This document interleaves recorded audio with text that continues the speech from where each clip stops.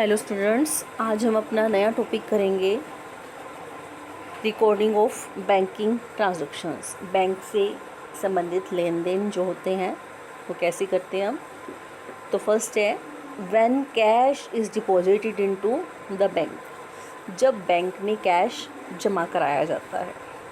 देखो, जब बैंक में कैश जमा कराते हैं तो बैंक कौन सा अकाउंट है?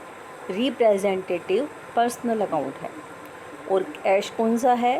रियल अकाउंट है। जो पर्सनल अकाउंट है उसका क्या रूल है आपको बता रखा है, आपको रूल दोबारा रिमाइंड करा देती हूँ मैं। जो पर्सनल अकाउंट है उसका क्या रूल है आपको दोबारा रिमाइंड कराने का पर्पज़ ये है कि आपको पता होना चाहिए रूल का। Debit the receiver and credit the giver, ये आपका क्या है? रूल है। और कैश क्या है? एसेट्स है आपकी, रियल अकाउंट में आती है। रियल अकाउंट का क्या रूल है? Debit what comes in and credit what goes out. क्या डेबिट जो बिज़नेस में आता है उसे कर दो, क्रेडिट जो बिज़नेस से जाता है उसे क्रेडिट कर दो। तो अब देखो ये क्या कह रहा है, when cash deposit into bank, जब बैंक में कैश जमा कराई जाती है।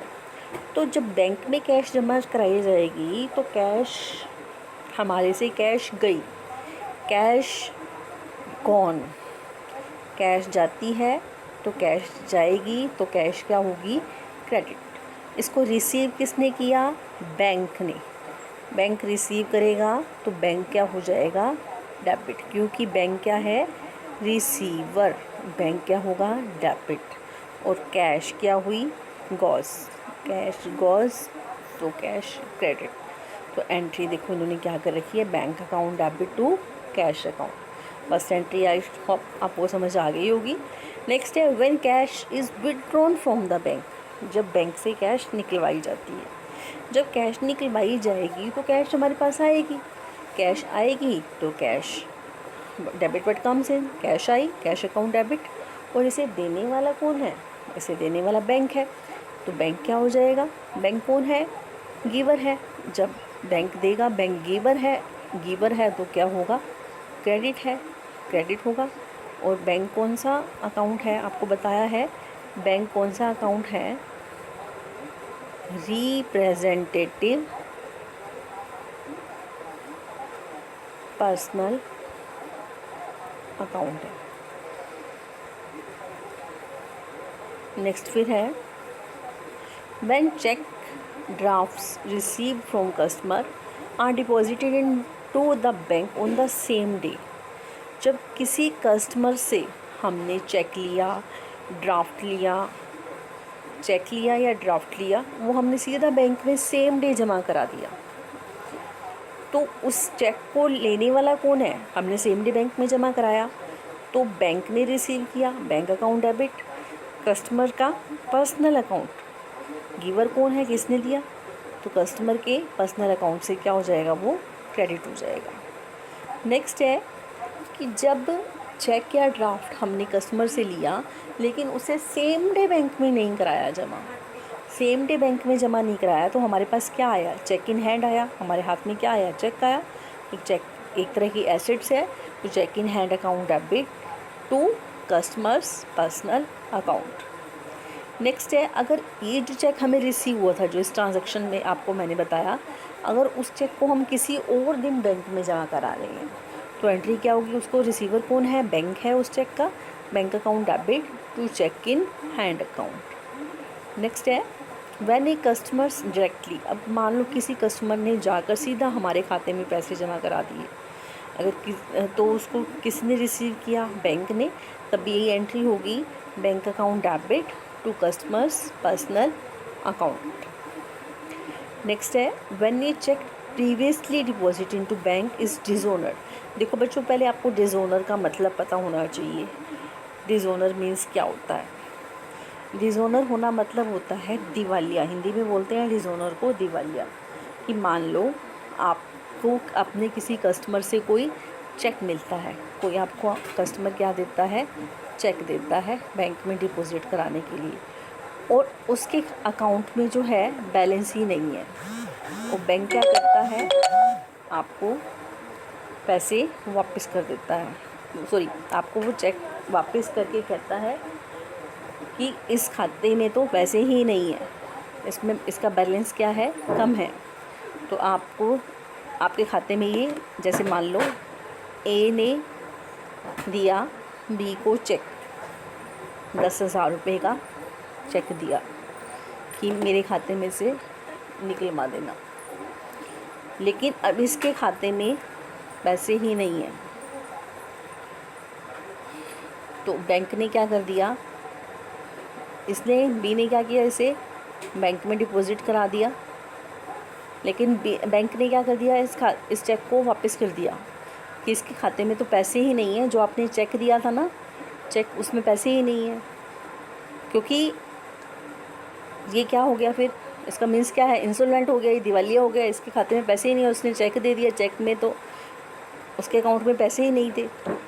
तो वो क्या करेगा, हम क्या करेंगे, उसको दोबारा से डेटर बना देंगे, उस कस्टमर को दोबारा से डेटर बना देंगे, वो डेबिट हो जाएगा, और बैंक क्या हो जाएगा, क्रेडिटर, लेनदार हो जाएगा हमारा।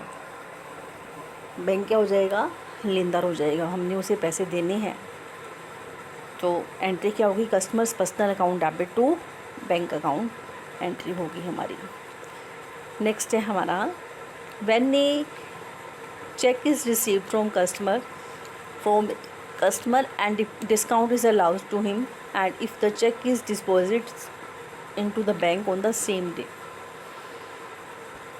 जब एक चेक रिसीव हुआ कस्टमर से और डिस्काउंट अलाउ की और चेक डिपॉजिट करा दिया सेम डे।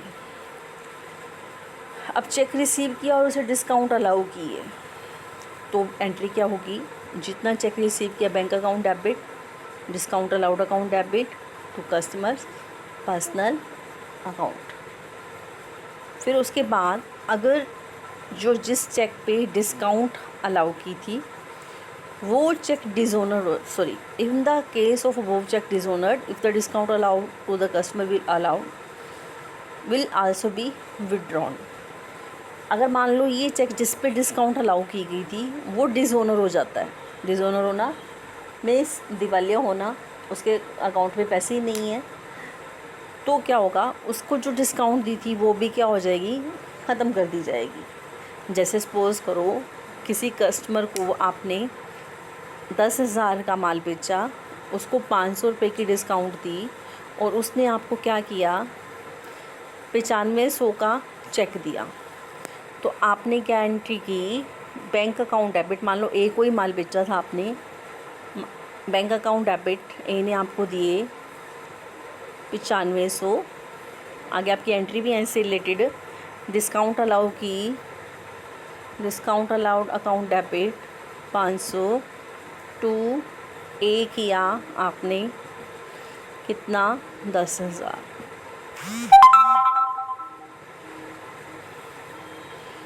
तो अब क्या करेंगे हम,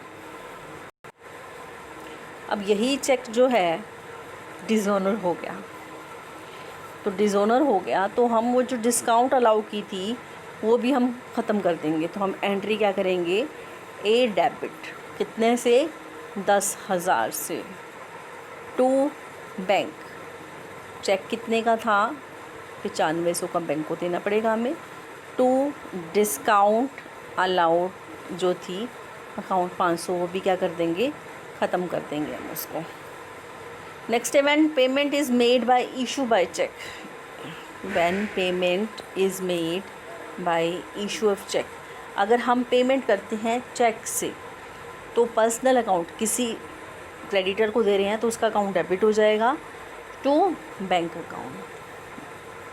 नेक्स्ट है व्हेन कोई हम एक्सपेंसेस है वो चेक से पे कर रहे हैं तो एक्सपेंसेस डेबिट होते हैं टू बैंक, गिवर कौन है, बैंक, तो टू बैंक अकाउंट हो जाएगा। नेक्स्ट है when cash is withdrawn from the bank for the personal use of the proprietor, अगर बैंक से पर्सनल यूज़ के लिए प्रोप्राइटर निकाल रहा है तो एंट्री क्या होगी, पर्सनल यूज़ के लिए बताया था आपको, ड्राइंग अकाउंट डेबिट होता है, drawing account debit to bank account. अगर when interest is charge by bank, अगर बैंक इंटरेस्ट चार्ज करता है, इंटरेस्ट चार्ज करता तो आपको पता है अगर बैंक इंटरेस्ट लेता है तो क्या करते हैं, entry interest account debit, loss है, टू बैंक अकाउंट। आपके खाते में से काटता है, आपसे अलग नहीं लेता, आपके खाते से ही काटता है। तो कौन है गिवर, इसका बैंक ही है, टू बैंक अकाउंट। और अगर अलाउ करता है, इंटरेस्ट देता है, तो आपके खाते में ही जुड़ जाते हैं। रिसीवर कौन है, बैंक ही है, आपके खाते में जोड़ देगा, bank account debit to interest received account. When bank charges amount for the services rendered by the bank, अगर बैंक चार्जेस लेता है सर्विसेज देने के बदले में, जैसे कि आपको लोकल सर्विसेज प्रोवाइड कराता है, या फिर एक बैंक एटीएम की सर्विसेज प्रोवाइड कराता है, या आपको क्रेडिट फैसिलिटीज़ प्रोवाइड कराता है, तो उसके लिए आपसे चार्जेस लेता है, तो आपसे बैंक चार्जेस क्या होंगे, डेबिट होंगे। बैंक चार्जेस एक्सपेंसेस हैं, डेबिट होंगे। तो इसको गिवर कौन है, देने वाला कौन है, बैंक है। बैंक आपके अकाउंट में से ही काटेगा, आपसे अलग से नहीं मांगता कि दो, आपके खाते में से ही निकाल लेता है। तो देने वाला भी बैंक है, आपके खाते में से काट लेगा, तो टू बैंक अकाउंट होगा। ये आपकी 13 ट्रांजेक्शन्स हैं, एक बार दोबारा देख लीजिए इसे। जब बैंक में आप पैसे जमा कराते हैं तो एंट्री क्या होगी, bank account debit to cash account.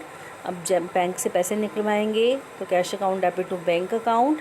जब कस्टमर सीधा हमारे खाते में, जब कस्टमर से हमें कोई चेक रिसीव होता है और सेम डे बैंक में जमा होता है तो एंट्री होती है bank account debit to customers personal account. और जब कुछ चेक या ड्राफ्ट रिसीव होता है किसी कस्टमर से और सेम डे बैंक में नहीं जाता तो cheque in hand account debit to customers personal account. और अगर इसी चेक को किसी नेक्स्ट डे बैंक में जमा कराया जाता है, किसी और दिन बैंक में जमा कराया जाता है, तो एंट्री होती है bank account debit to cheque in hand account. और अगर डायरेक्टली कोई कस्टमर हमारे खाते में जाके पैसे जमा कराता है तो एंट्री होती है bank account debit to customers personal account. और अगर जो कस्टमर ने हमें चेक दिया है वो चेक डिसऑनर हो जाता है तो एंट्री होती है customer personal account debit to bank account. और नेक्स्ट है फिर कि जब चेक है जो कस्टमर से रिसीव्ड हुआ है, अगर हमने उसे डिस्काउंट अलाउ की है तो एंट्री क्या होगी, bank account debit discount allowed account debit to customers personal account. और अगर ये जो डिस्काउंट अलाउड की है और वो चेक डिसऑनर हो जाता है तो एंट्री क्या होती है, customers personal account debit to bank account. Discount जो अलाउ की थी उसको भी ख़त्म कर दिया जाता है। और अगर पेमेंट जो है की जाती है चेक से पेमेंट की जा रही है, मान लो कोई क्रेडिटर है, कोई लेनदार है, उसको चेक से हम पे कर रहे हैं, पेमेंट चेक से कर रहे हैं, तो एंट्री क्या होती है, जैसे मान लो 10,000 रुपये का उधार माल ख़रीदा था, उससे हम चेक से पे कर रहे हैं, तो क्या करते हैं, उसका पर्सनल अकाउंट डेबिट कर देते हैं तो बैंक कर देंगे। और अगर चेक से एक्सपेंसेस पे कर रहे हैं, एक्सपेंसेस डेबिट टू बैंक कर देंगे। अगर पर्सनल यूज़ के लिए वो ड्राइंग कर रहा है तो ड्राइंग अकाउंट डेबिट ड्राइंग कर रहा है और बैंक से निकाल रहा है, चेक से पे कर रहा है तो drawing account debit to bank कर देंगे। और इंटरेस्ट चार्ज कर रहा है बैंक से तो interest account debit to bank कर देंगे। और अगर इंटरेस्ट अलाउ करता है बैंक तो क्या करेंगे हम, bank account debit to interest received account. और अगर सर्विसेज रेंडर करता है बैंक, उसके बदले में बैंक चार्जेस लेता है तो bank account debit to bank charges account debit to bank account हो जाएगा। इससे रिलेटेड हम क्वेश्चन देखेंगे। देखिए फर्स्ट है, past journal entries for the followings March 1, 2016 को है, paid into bank for opening a current account 25,000। क्या कह रहा है ये, करंट अकाउंट खोला है बैंक में 25,000 रुपये से। अब करंट अकाउंट खोलेंगे बैंक में रिसीवर कौन है? बैंक। बैंक अकाउंट डेबिट हमारे पास से क्या गई? कैश। तो एंट्री क्या होगी? Bank account debit to cash account. Next है हमारा 5 तारीख को, goods purchased and payment made by cheque ₹10,000। Goods purchase की हैं और पेमेंट की है चेक से 10,000 रुपये की। तो एंट्री क्या होती है? Purchase account debit to bank account. क्या एंट्री होगी इसकी? Purchase account debit to bank account. Next है कैश सेल्स हुई है 40,000 की, जिसमें से out of this amount 30,000 deposit into bank, जिसमें से 30,000 रुपये क्या कर दिए? बैंक में जमा करा दिए। तो देखो इसका मतलब 10,000 रुपये की कैश हुई और बाकी 30,000 रुपये बैंक में जमा करा दिए। तो cash account debit 10,000, bank account debit 30,000 to sales account 40,000। Next देखिए, नेक्स्ट क्या कह रहा है ये? विड्रॉ किए प्राइवेट यूज़ के लिए 5,000। अब सिर्फ कहा है प्राइवेट यूज़ के लिए विड्रॉ किए 5,000, बैंक से नहीं कहा। तो आपने सिर्फ क्या करना है? Drawing account debit to cash account कितना? 5,000। देखो टू कैश करना है, टू बैंक नहीं करना यहाँ, क्योंकि ये नहीं बता रखा बैंक से किया या नहीं किया, तो सिर्फ आपने कैश ही यूज़ करना है यहाँ। नेक्स्ट है आपका withdraw from bank for private use, bank से प्राइवेट यूज़ के लिए निकाला। तो यहाँ लिखेंगे drawing account debit to bank. देखो यहाँ लिखा हुआ है drawing account debit to bank, यहाँ मेंशन है। नेक्स्ट है आपका विड्रॉन फ्रॉम बैंक। अब यहाँ मेंशन नहीं है, यहाँ पर मेंशन नहीं है कि बैंक से निकाला है कि प्राइवेट यूज़ के लिए निकाला है या नहीं। तो आप यहाँ विड्रॉन फ्रॉम बैंक है तो आप क्या करेंगे? यहाँ cash account debit to bank account. यहाँ ये ध्यान रखना कि आपने यहाँ ड्राइंग अकाउंट डेबिट नहीं लिखना। नेक्स्ट है placed on fixed account at bank by transferring from current account. Placed on fixed deposit account at a bank by transferring from current account से क्या किया? फिक्स अकाउंट में ट्रांसफरिंग के लिए account खोला। तो means FD fixed account debit to bank account. Account transfer किया कहाँ से? करंट अकाउंट से फिक्स अकाउंट में ट्रांसफ़र किया। तो एंट्री क्या होगी? Fix deposit account debit to bank account. आपके कल 11-12 प्रैक्टिकल दिया था आप लोगों को, आपने करके नहीं भेजा, इसे प्लस ये क्वेश्चन भी कर भेजो। आज आपके पास ऑब्जेक्टिव ऑफ अकाउंटिंग की भी अभी वीडियो डाल के भेजूँगी, तो आप इसे कीजिए। ओके।